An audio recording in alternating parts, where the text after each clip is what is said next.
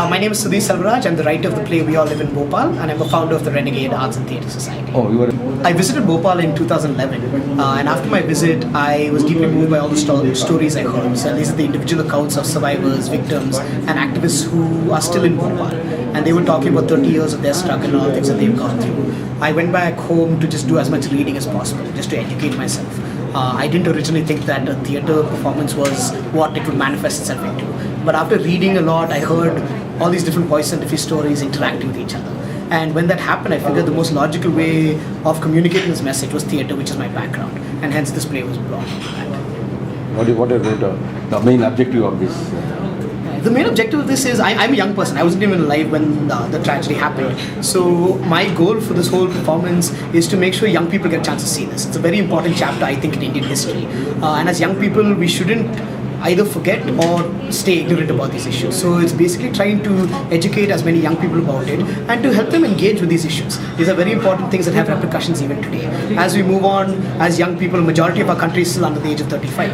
As we inherit what this country has to offer, we have to know these things and we have to learn from what's happened in the past. And we have to choose our right to development. As citizens, I think we have to be more active and more thoughtful about what happens next. Are you confident that you will be achieving your awareness, creating awareness amongst the people about the Bhopal gas plant? I believe we are very successful about this. We've done this show, this is going to be the 14th performance. And I think the role of the play is we have a different format. So after the play is happening, we do a discussion. And you can't be a passive watcher. You can't. The play doesn't allow you to be.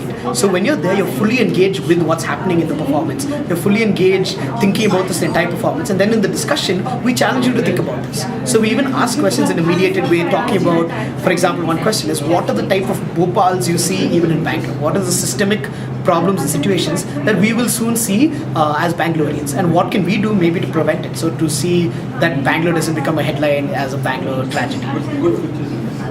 What about you do plays on different current topics or only on creating awareness on the latest things happening?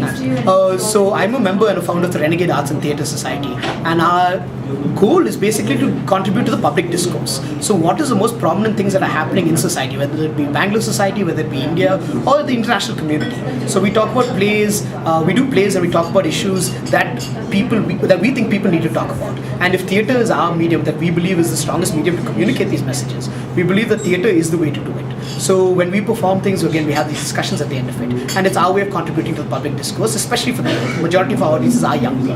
And this is our small contribution to the But when they were not there during when the tragedy hit. Absolutely, not a thing. I'm 25 years old. I wasn't there when the tragedy happened. And if I was so deeply affected by it, I can imagine everybody else being equally angry, equally scared, equally worried about what happened and perhaps even the future. So the play was written as a way to bridge the past and the present. So studying and analyzing what happened in the past to see where we're going in the future.